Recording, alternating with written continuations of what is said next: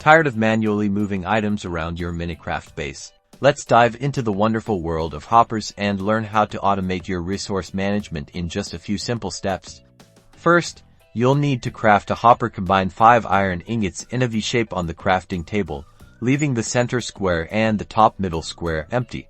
Now, let's start with the basics. Item transfer. Place a chest and then place a hopper so that the spout is directly going into the chest, and you should see the spout connecting with the chest. Any item placed into the hopper will now automatically transfer into the chest. Hoppers can also feed items into containers. Place a hopper above a furnace to automatically input fuel, or on the side to input items for smelting. This creates a super simple automatic smelting system.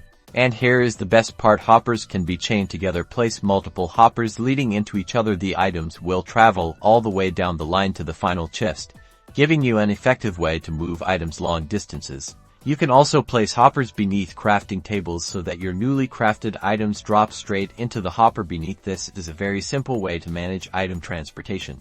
With a little creativity, you can use hoppers to create automatic farms, complex item sorters, and so much more.